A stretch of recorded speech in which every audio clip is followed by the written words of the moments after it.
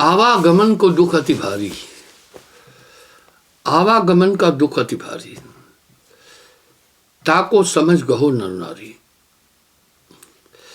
एक बार एक चीता जा रहा था, उसका पिछला हिस्सा कटा हुआ था। गुरु शिष्य एक स्थान पर बैठे थे। शिष्य ने गुरु से पूछा,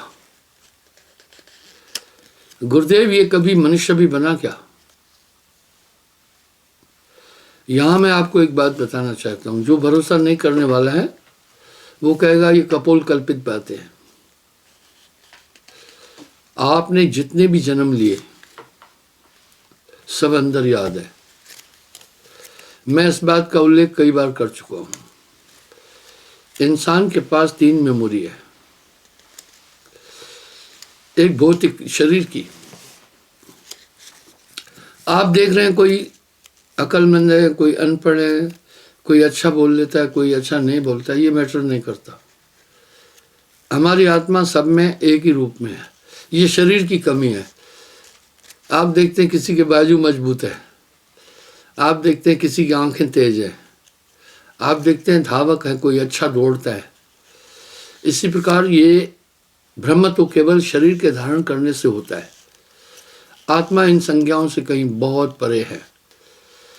तो पहली मेमोरी आपके पास है स्थूल जो दिख रही है। इसमें भी कई कई आदमी बड़े प्रखर है। जिनकी मेमोरी तेज है वो बड़े इंटेलिजेंट होते हैं। इंटेलिजेंट क्या होते हैं? दुनियावी बातें याद ज़्यादा होगी उसी चित्त में।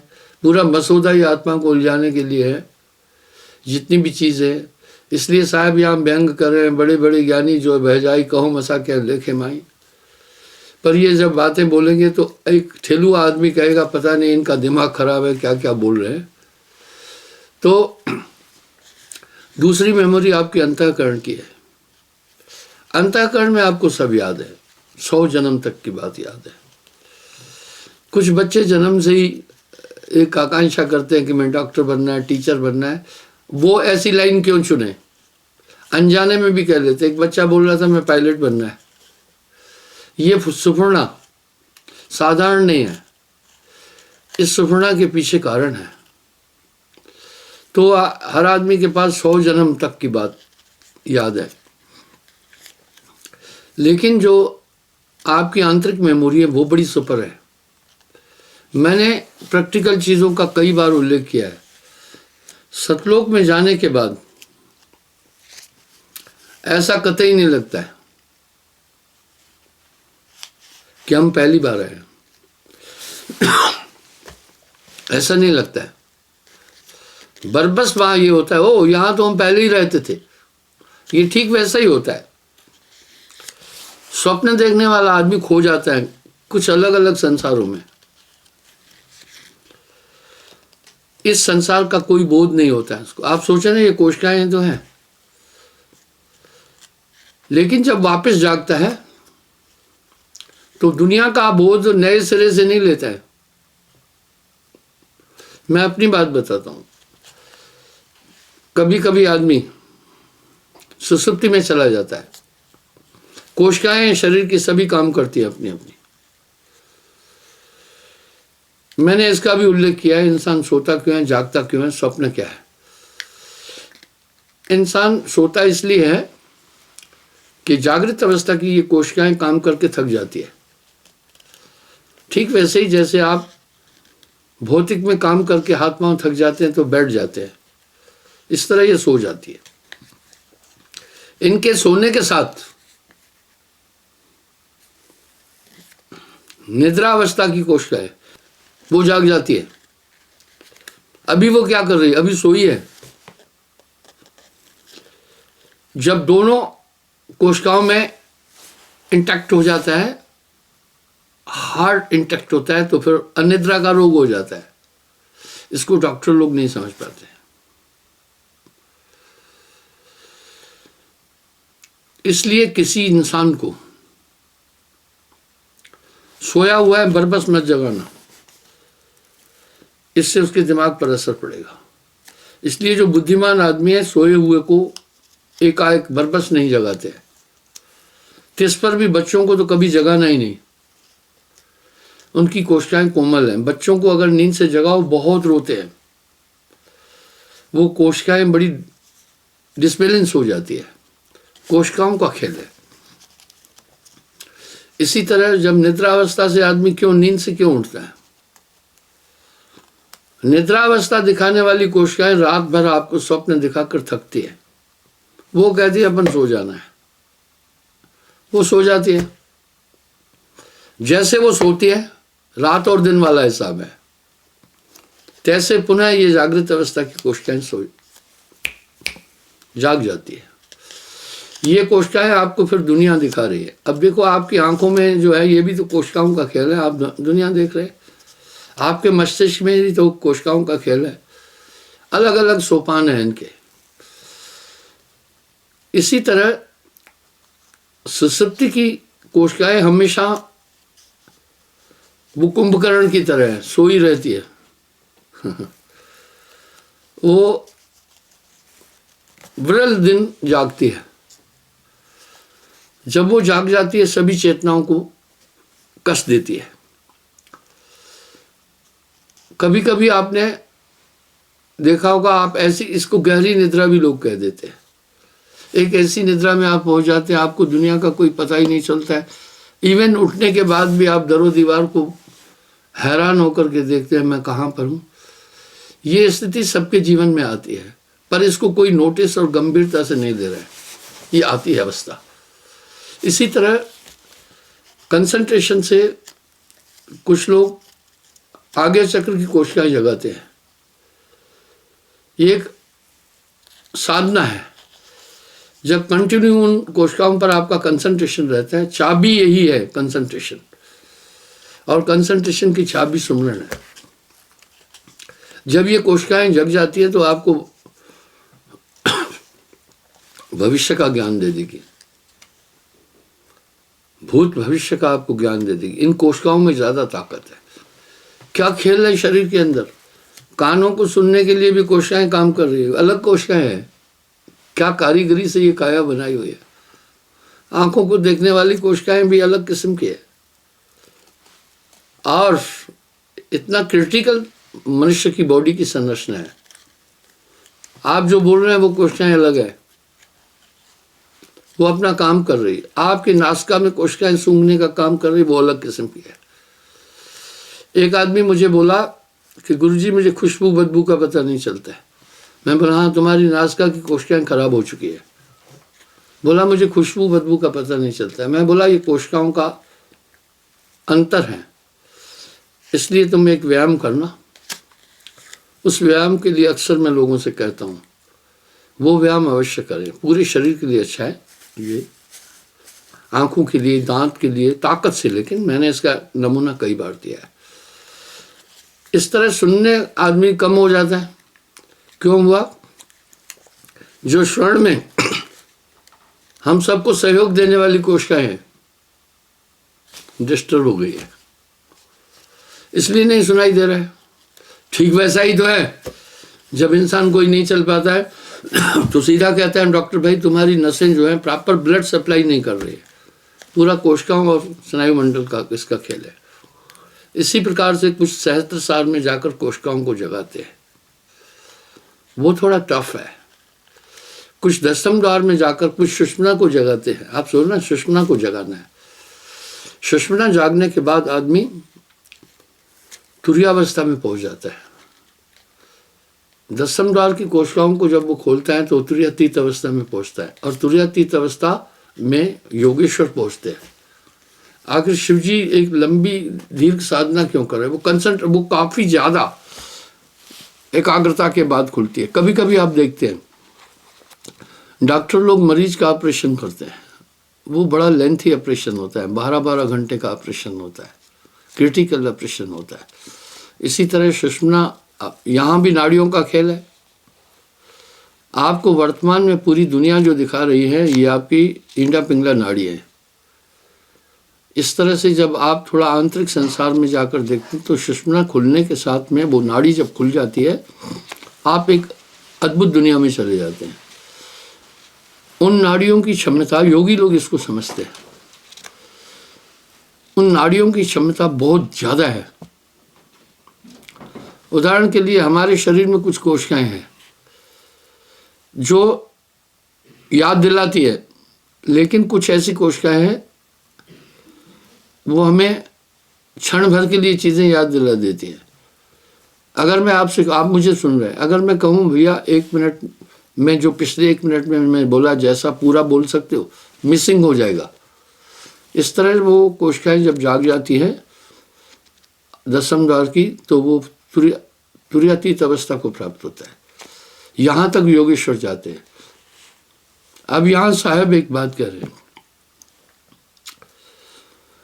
तुरीयातीत ताह के पारा, तुरीयातीत ताह के पारा, विनती करें दास तुम्हारा। यानी प्रज्ञावस्था, फिर महाप्रज्ञा है, कुछ वहां पहुंचते हैं। योगेश्वर लोग उसी महाप्रज्ञावस्था को पाते हैं। अब साहब क्या बोल रहे हैं, तुरीयातीत ताहे के पारा, विनती करें तय दास तुम्हारा। कह रहे हैं तुरीयातीत के भी पार वो है। अर्थात इस समय ठीक वैसा ही है, किसी हीरे को आपने कपड़े में रख दिया तो उसकी चमक कम हो जाती है, लेकिन कीचड़ में रख दिया तो उसकी चमक कुंद हो जाती है, चमक कम नहीं हुई है। इस तरह आत्मा जैसे शरीर को प्राप्त करती है वैसे वैसे उसकी चेतना पर असर पड़ जाता है, दब जाती है। आप 84 लाख योनियां जो है 4 खान में है, जो पेड़ पौधे हैं ये स्वप्न अवस्था में है, सुसुप्ति में है। जो पशु पक्षी है एक तरह की, वो स्वप्न अवस्था में, उनको ज्यादा मेमोरी नहीं है। जो मनुष्य है वो जागृत अवस्था में है। जो देवता लोग हैं वो तुरीय अवस्था में, इसलिए उन्हें उनमें शक्ति भी ज्यादा है। अवस्थाओं का खेल है। और जो योगेश्वर लोग हैं वो तुरीयातीत में पहुंच जाते हैं। तुरीयातीत ताहे के पारा, विनती करूं मैं दास तुम्हारा। आपको ध्यान होगा मैंने आगरा में लेपर्सी सेंटर है, क्योंकि ये लेपर्सी 8 प्रकार की है। हिरोशिमा नाकाशाई में परमाणु अटैक के बाद लोग लेपर्सी के से प्रभावित हुए काफी। आपका शरीर एक जगह से शून्य होना भी लेपर्सी है। एक लेपर्सी बड़ी वो है जो मांस गल गल के गिर जाता है, आप देखे होंगे पहले वो था। तो लेपर्सी में जिस अंग में, मेरा एक साथी था फौज का, उसको लेपर्सी हो गई थी। जांघ में रुपए जितनी जगह पर ऐसा लगता था यहाँ कुछ नहीं है, चेतना नहीं है। जब उसने पूरा चेकअप कराया तो वो लेपर्सी निकली। तो वो लेपर्सी सेंटर आगरा में एडमिट था। मैं उससे मिलने गया था। तो बाद में मैंने डॉक्टरों से पूछा इसकी क्या थेरेपी है। उन्होंने बोला दवा तो हम दे रहे हैं, लेकिन ये आदमी उस जगह पर अपना कंसंट्रेशन उधर ही रखे। मैं बोला वो कंसंट्रेशन थेरेपी को आप लोग मानते हैं क्या? बोला बिल्कुल, जहाँ कंसंट्रेशन होगा वहाँ कोशिकाएं जागती है। अच्छा, इसका मतलब है बिल्कुल सही है। इसलिए आप देख लीजिएगा लेपर्सी के पेशेंट को वो लोग यही कहते हैं कि भाई आप जहाँ आपके जिस अंग में लेपर्सी है वहाँ अपना कंसंट्रेशन रखो। कंसंट्रेशन उस जगह को एक्टिवेट कर देगा। सीधी बात है, हमारी कुछ ऐसी कोशिकाएं हैं मस्तिष्क के अंदर जो अभी एक्टिव नहीं है। जागृत अवस्था की कोशिकाओं ने उनको दबा कर रखा है, लेकिन जब उस पॉइंट पर पहुंच करके हम उनको अपने कंसंट्रेशन से जगाते हैं तो उनकी क्षमता जाग जाती है। ठीक वैसे ही है पृथ्वी के अंदर 60 एलिमेंट्स और कंटेन इन सॉइल। धरती के अंदर 60 धातु है, लेकिन जो नहीं जानता है नहीं निकाल सकता है। यहां साहब ने एक शब्द बड़ा गहन बोला है, ये काया है समृत केरी, काया की गत कौन हेरी, शिव गोरख सो पच पछारे। इस काया का भेद न पाए। कबीर काया अथा है, कोई बड़ा जाने भेद। इस तरह साहब ने सुषमना पर साहब ने बहुत शब्द कहे।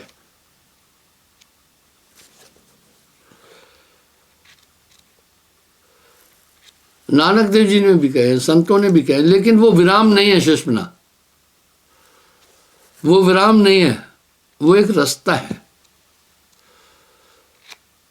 सुखमन के घर राग सुन सुन मंडल लेवला आदि कुछ पंथ मत वहीं सुषमना तक ही सीमित हो जाते हैं। और सुषमना को जागृत करने की विधि जो है सुखदेव ने बोली थी दुनिया को, पर रास्ता वही है। अगर आप दिल्ली जा रहे हैं ट्रेन से यहाँ, तो बीच में पठानकोट तो आना ही आना है, लेकिन आपने पठानकोट नहीं उतरना है, आपको आगे जाना है। इसी प्रकार से ये कोशिकाएं जो है अति सूक्ष्म कोशिकाएं भी है। पूरी बॉडी कोशिकाओं का समूह है, सेल का समूह है। आप जो रस ले रहे हैं ये भी कोशिकाएं हैं, आप जो सुन रहे हैं ये भी कोशिकाएं हैं, आप जो चल रहे हैं ये पूरी बॉडी है ही कोशिकाएं, सेल है। तो इस तरह से आप देखें कुछ आदमी अनपढ़ है, वो कुछ नहीं जान पाते हैं, हालांकि उनके अंदर क्षमता है, लेकिन उन्होंने क्षमता विकसित नहीं की। आपके शरीर में काफी क्षमता है, क्यों भटकता फिर रहा है तू तलाशे यार बे, रास्ता शाहरग से है दिलबर पे जाने के लिए। मुर्शिदे कामिल से मिल सिद्को और सबूत से तकी, वो तुझे देगा फहम शाहरग में जाने के लिए। आप एक ये पुस्तक देख रहे हैं, संत वाणी संग्रह। ये हमारे यहाँ इलाहाबाद से Belvedere printing press work, Motilal Nehru road Allahabad से प्रकाशित है। इसमें उन्होंने सभी संतों की वाणी का उल्लेख किया है। अगर आप थोड़ा थोड़ा कंपेयर करेंगे तो इसमें आपको कबीर साहब का पूरा पूरा दर्शन मिल जाएगा। यही वजह है कि कबीर साहब को प्रथम संत सदगुरु कहा जाता है। साहिब कबीर लाए हैं संदेशवा। इस तरह साहब ने अपनी वाणियों में उसका उल्लेख कई जगह किया है। अब सीधी सीधी बात क्या है, इस काया के अंदर श्वास सार है। मैंने कल भी बोला था कि जीवत मरे सो वहां पहुंचे। जीवत मरने का मतलब कदाचित ये नहीं है कि कहीं आप फांसी लगा के मरे या कहीं आप ट्रेन के नीचे कट के मर जाए। नहीं, पूरी बॉडी के सिस्टम को सीज करना। जब डॉक्टर सीज कर सकता है भाई बहनों, देखा ऑपरेशन के समय एक इंजेक्शन लगाकर पूरी बॉडी को सीज कर देता है, बेहोश कर देता है। इस तरह 9 दरवाजे प्रगट थी ना, 10वां जाए खोल जिंदी ना, जहाँ कुल प्रेम मारा है।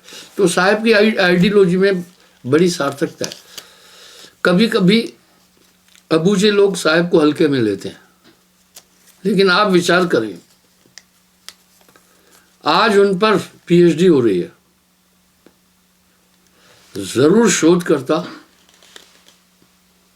एक चीज को मान रहे हैं ना कि इनके पास बहुत कुछ था, लेकिन जहां इलिटरेसी होती है वहां अफवाहें ज्यादा चलती है। किसी ने शोशा उड़ा दिया, कबीर एक जुलाहा था, फलाना था, ढिकाना था, इस तरह वो सबके जेहन में भर दिया।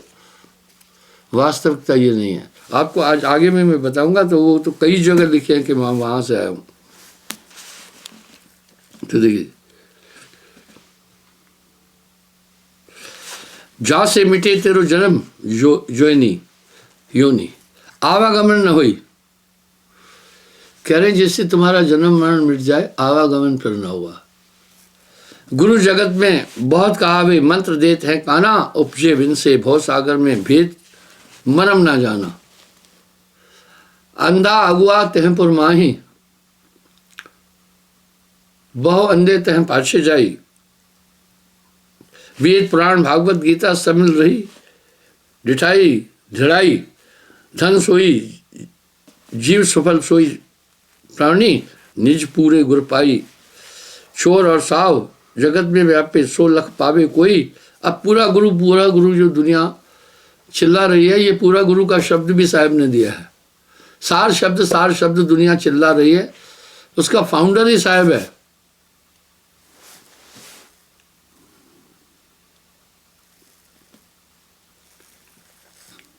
छोर और साव जगत में व्यापे सो लख पावे, जो लख पावे कोई, साचे मिले तब सुख उपजे, तन के तपन बुझाई, साचे एक जगत में सदगुरु, बहुत आरण कंडियारा, कहे कबीर जगत के गुरुआ, मरमर ले अवतारा। साहब ने कहीं किसी को बख्शा नहीं है।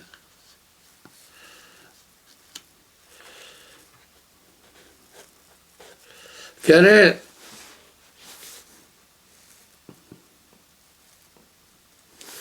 किस तरह मरमर ले अवतारा। एक जगह तो साहब ने अपनी वाणी में यहां तक लिख दिया, 60 लाख गुरुआ नरक में पड़े हुए हैं। वो क्यों? जैसे नपुंसक शादी करता है, धोखा है। शादी तो वंश चलाने के लिए, संतान उत्पत्ति के लिए। जब वो अक्षम है, इस तरह बिना अक्षर आरती करी, 100 गुरु रो रो नरक में पड़ी। 100 गुरु दगा शिष्य को देता। अगर उसके पास वो उपलब्धि नहीं है और दीक्षा दे रहा है तो वो ठग है।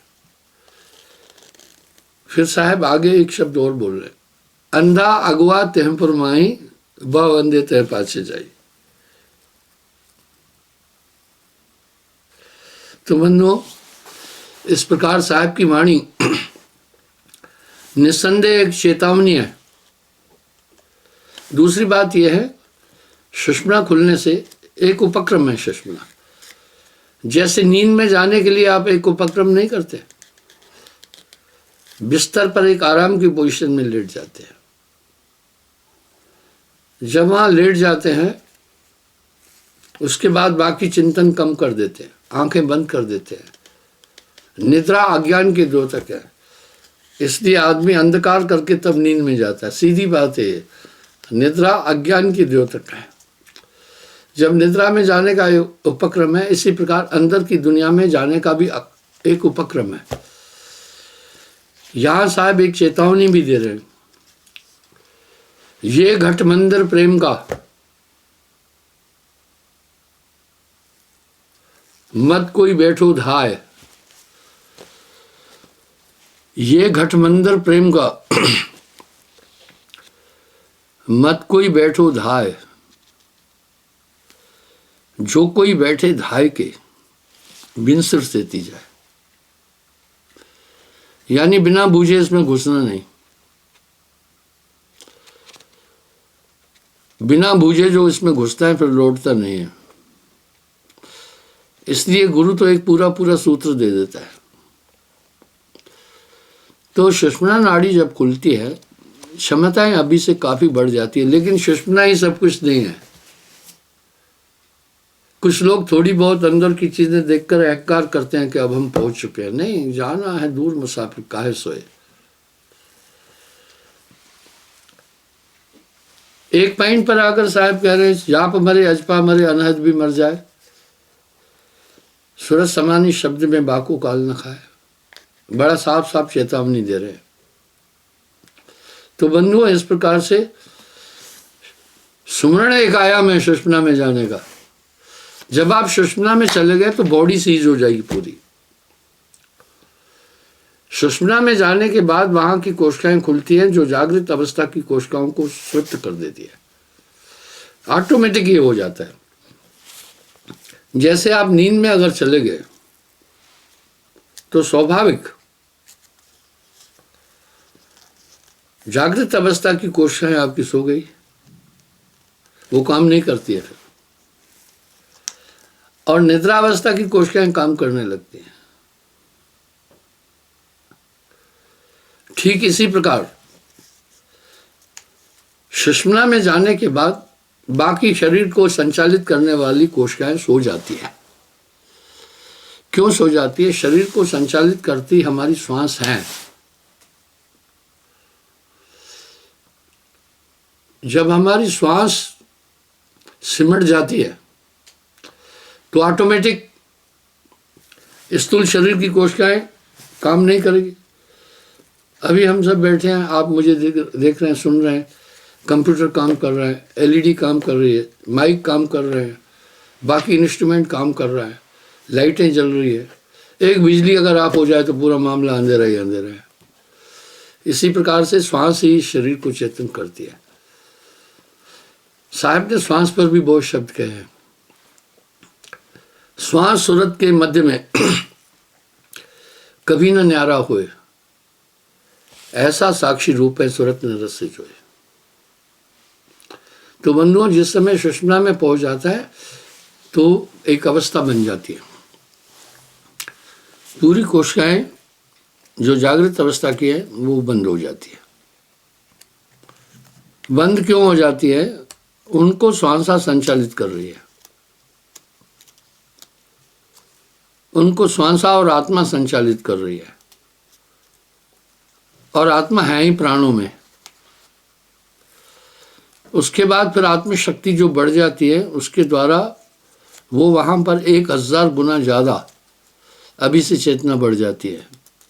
सहस्त्र सार में जाने के बाद, तुरीयावस्था में जाने के बाद 1000 गुना ज़्यादा चेतना बढ़ जाती है, क्योंकि वो पूरा कंसंट्रेट हो जाता है और वो कोशिकाएं आपको काफ़ी खेल दिखाती है। ठीक वैसे ही तो है, निद्रावस्था की कोशिकाएं रात भर आपको बहुत खेल दिखाती है, लेकिन जागृत में वो चुप है।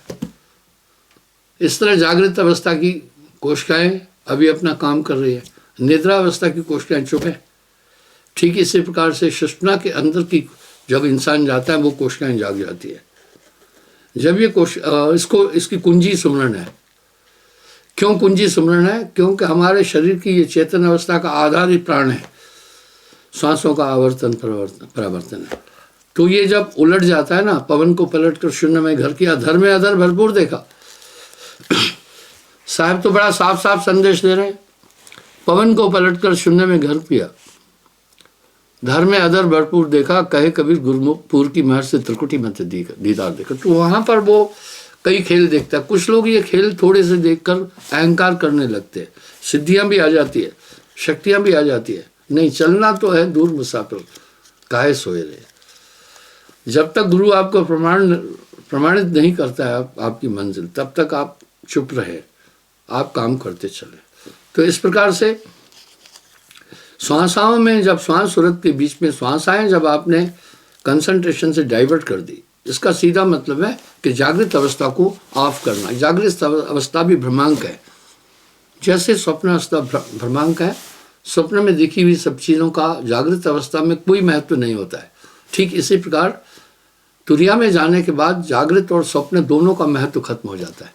इसी प्रकार से जब ये तुरियातीत में जाता है तो तुरिया भी खत्म हो जाती है। तो महायोगेश्वर तुरियातीत में जाते हैं। पर यहाँ साहब एक शब्द और कह रहे हैं, तुरियातीत ताहे के पारा, विनती करें तय दास तुम्हारा।